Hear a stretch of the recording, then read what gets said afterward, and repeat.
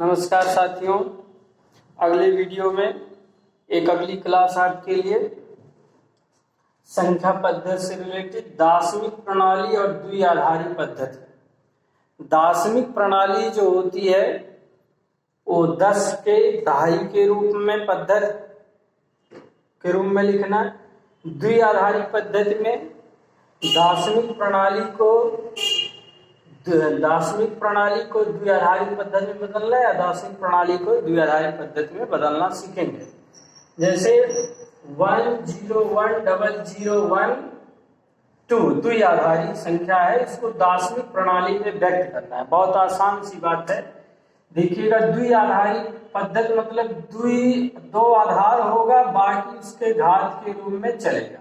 ठीक, यहाँ कैसे चलेंगे, इसको कैसे द्विआधारी घाती द्विआधारी को दार्शनिक प्रणाली में बदलेंगे, ध्यान समझिएगा, बहुत आसान सी बात है। ठीक है, जैसे एक पहले 2 का आधार लिया, यहाँ पर इसको नंबरिंग कर दिया हमने घात के आधार पे। ये 0 पोजीशन, ये पहला, ये दूसरा, ये तीसरा, ये चौथा और ये 5वां पोजीशन। ठीक है, दाएं से बाएं की तरफ 0 से लेकर 1 2 3 4 5 तक नंबरिंग कर लिया। अब यहां से इस नंबर को लिखेंगे 2 के आधार पे। 2 पे घाते 5 गुणे 1 जो संख्या है, यहाँ पर 1 हो 2 हो जो भी। ठीक है, 2 पे घाते 5 गुणे 1 धन क्या बन जाएगा, फिर 2 पे घाते 4 गुणे 0। ठीक है, आधार 2 का होगा, घात जो नंबरिंग प्लेस कर दिया हमने इसकी, उसके आधार 2 पे घाते 4 गुणे 0 धन फिर क्या होगा, 2 पे घाते 3 गुणे 1। ठीक, 2 पे घाते 3 गुणे 1 होगा। फिर क्या हो जाएगा, 2 पे घाते 2 गुणे 0। फिर अगली संख्या के लिए फिर 2 पे घाते 1 गुणे 0। फिर अगली संख्या के लिए 2 पे घाते 0 गुणे 1। इस तरीके से इसको दार्शनिक प्रणाली को द्विआधारी पद्धति में हमने बदल दिया।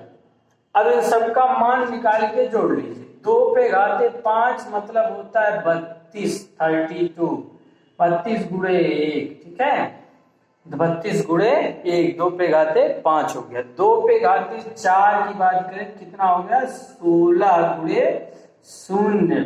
2 पे घाते 3 मतलब 8 गुणे 1। 2 पे घाते 2 मतलब 4 गुणे 0। 2 पे घाते 2 मतलब 2 गुणे 0। 2 पे घाते 0 मतलब 1 होता है, 1 गुणे 1 हो गया। अब सबका गुणा कर लीजिए। 32 एकने 32, 16 सुनाए 0, 8 एकम 8, 4 सुनाए 0, 2 सुनाए 0, 1 एकम 1। तो यहाँ 32 8 40, 40 से कितना हो गया, 41। ठीक, तो इस तरीके से द्विआधारी संख्या को दार्शनिक प्रणाली में जब बदला गया तो ये किस रूप में व्यक्त हुआ, 41। ठीक है, इसकी संख्या कितनी आ गई, 41 आ गई। द्विआधारी संख्या को बदलने पर मिला हमें 41/1। आएगा समझ? तो इस तरह से दार्शनिक प्रणाली को सबसे पहले करेंगे क्या, जो संख्या है उसको दाएं से बाएं की तरफ नंबरिंग कर ले, 0 से नंबरिंग करें, 0 1 2 3 4 5। फिर अब बाएं से दाएं की तरफ घात के रूप में लिखते जाएं, 2 आधार। तो 2 के आधार इसको घात बना लिया 5 और जो संख्या उसका गुणा कर लिया धन।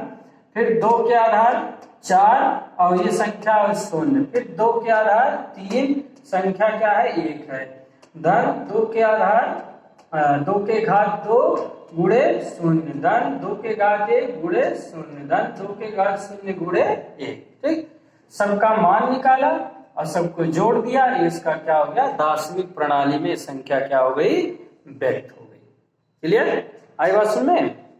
अब इसी तरह से यदि ये संख्या की 60 को द्विआधारी पद्धति में बदलिए, ऐसे 41 को 60 समझ लिया, ऐसे 41 को हम इसमें बदल सकते हैं, बहुत आसान काम। तो 60 को द्विआधारी पद्धति संख्या में बदलिए। तो एक तरीके से जैसे हम लोग इसका गुणनखंड करते हैं 60 का, उस तरीके से इसका क्या करिए, गुणनखंड करिए और शेष को जो शेष बचे, शेष जो है उसके सामने करते रहिए। तो 60 लिख लीजिए शेष, ठीक है, शेष इसके सामने लिखते चलिए। तो 2 से यदि बात करें तो 2 से 60 कितना हुआ 30 और शेष बचा 0। फिर 2 से 30 करें कितना हुआ 15, शेष बचा 0। फिर अब 15 किससे कटेगा 3 से, तो 3 बचे 15, 3 बचे नहीं 3 से नहीं, सब द्वि आधारी है ना, गुणनखंड 2 से ही करेंगे, सबका फैक्टर 2 से ही करेंगे, ठीक है। तो 2 से करेंगे तो 2 सती 14, 1 बच जाएगा शेष। फिर 2 से करें तो 2 तिया 6, 1 बच गया शेष, 1 क्या बच गया शेष बच गया। फिर क्या करें 2 से किए तो 2 1 कम 2 और फिर क्या बच गया शेष बच गया, ठीक। तो इस तरीके से जब एक शेष बच गया है तो यहाँ पे कोई पूरा कट जाता है, यहाँ एक फिर क्या बन जाए शेष के बीच में।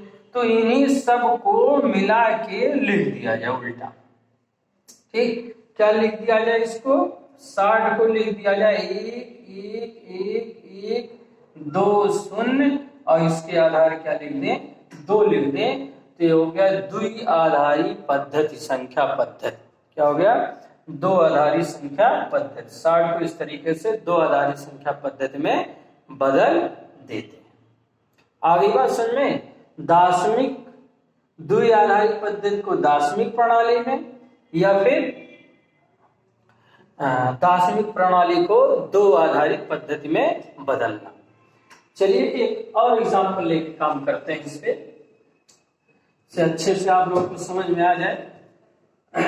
आप लोग हमारे चैनल को सब्सक्राइब करिए, ज्यादा से ज्यादा शेयर करिए, अपने साथियों को बताइए कि Atul Pande channel classes for general science पे मैथ की क्लास स्टार्ट हो गई है। यूपी लेखपाल स्पेशल के लिए पूरी तैयारी कंप्लीट तैयारी कराई जाएगी सिलेबस के अनुसार, ठीक है।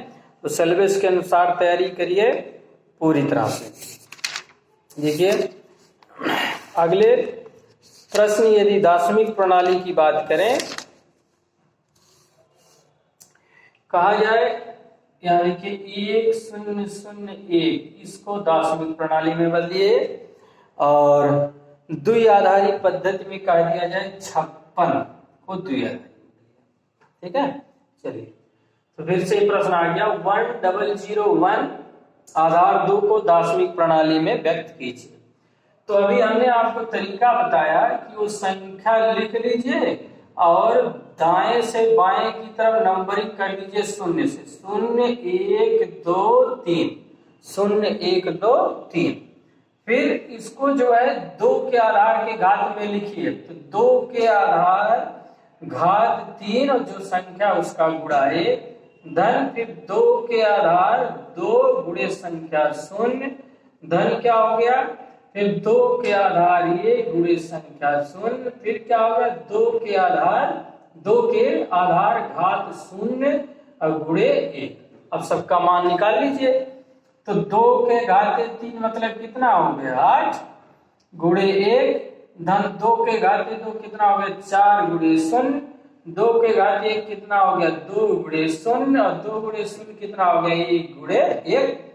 तो यहाँ हो गया 8 एकम 8, 4 सुनाई कितना हो गया 0, 2 सुनाई कितना हो गया 0, 8 एकम कितना हो गया 8। तो इसका जो दार्शनिक प्रणाली में व्यक्त हो गया कितना आ गया 9। 1001 द्वि आधारी पद्धति संख्या दार्शनिक प्रणाली में जब आ गई कितना हो गया 9। क्लियर बात आ रही समझ में ना। बहुत अच्छी क्लास देंगे आपको, गारंटी है। पूरी सिलेबस आपको तैयार कराएंगे। यूपी लेखपाल के लिए नहीं इंपॉर्टेंट है, यूपी SSSC के लिए भी आपकी क्लास मैंने रखेगी। इसके अतिरिक्त रेलवे के लिए भी, NTPC, बाकी जो भी छोटे वनडे एग्जाम है उन सब में ये सब आपको मिलेंगे, क्वेश्चन आते भी। आगे अब 56 को मतलब दार्शनिक प्रणाली को द्वि आधारी पद्धति में बदलिए। तो अभी आगे बताया, फिर से समझिए, आपको रिवीजन करा रहा हूं। 56 को द्वि आधारी पद्धति संख्या में बदलिए, 56 को द्वि आधारी पद्धति संख्या में बदलिए। तो क्या बताया गया कि जिस तरह से गुणनखंड निकाला जाता है उस तरह से गुणनखंड करिए, लेकिन किससे ये कटेगा, इसको केवल 2 से ही काटेंगे और किसी दूसरी संख्या से नहीं काटेंगे। तो जब 2 से इसको काटे तो 28 आया, तो शेष क्या बच गया, शून्य लिख दीजिए यहाँ पे। फिर 2 से काटिए 14 आया, क्या शेष बचा, शून्य लिख दीजिए। फिर 2 से काटिए कितना आया, 7 आया, क्या शेष बचा, शून्य लिख दीजिए। फिर 2 से काटिए 3 दूना 6 आया, एक शेष बच गया। फिर 2 से काटिए तो कितना हो गया, 2 एक कम 2 हो गया, एक शेष बच गया। आगे बात सुनिए, अब इन्हीं संख्याओं को उल्टा नीचे से ऊपर की तरफ लिख दीजिए। मतलब 56 को द्विआधारी पददार संकेत में 1 1 0 0 अब इसके आधार क्या लिख दीजिए, 2 1 1 0 0 इसके आधार क्या हो गया, 2 हो गया। तो इस तरीके से इस वीडियो में हमने आपको दार्शनिक प्रणाली और द्विआधारी पद्धति संकेत के बारे में बताया कि दार्शनिक प्रणाली को द्विआधारी पद्धति संकेत में कैसे बदला जाएगा या द्विआधारी पद्धति संकेत को कैसे दार्शनिक प्रणाली में बदला जाएगा। दार्शनिक प्रणाली क्या है, जो 0 से संख्या पद्धति पहली क्लास में बताई गई कि 0 से 9 तक की जो गिनती है कुल 10 अंक है, वही दार्शनिक प्रणाली का बोध कराते हैं। क्लियर, आई बात समझ में। तो इसको हम कुछ क्वेश्चन दे देते हैं, आप लोग जरा इसको करके हमारे कमेंट बॉक्स में दीजिएगा कि आप लोगों को समझ में आया या नहीं आया, नहीं तो फिर से हम आपको डिस्क्राइब करेंगे। एक दार्शनिक प्रणाली में है बदलना है 1 1 0 1 1 1 0 1 दो प्रश्न 1 1 0 1 और दूसरा क्या 1 1 1 1 एक आधार। फिर दार्शनिक प्रणाली को द्विआधारी पद्धति संकेत में बदलना है तो दे दिया गया आपको 64 64 और 105। ठीक है, बात आई समझ में। तो भाई ये आप लोग हमारे वीडियो ज़्यादा से ज़्यादा लाइक सब्सक्राइब कराइए, जोड़िए, ज़्यादा से ज़्यादा सर्च आए। Atul Pande classes for general science के नाम से चैनल है, इस चैनल को सब्सक्राइब कराइए। आप हमारा सहयोग करिए, हम आपको अच्छी अच्छी वीडियो, अच्छे अच्छे टॉपिक आपके सिलेबस के हिसाब से, लेखपाल के सिलेबस के हिसाब से डेली अपडेट करते रहेंगे। धन्यवाद, सहयोग बनाए रखिए।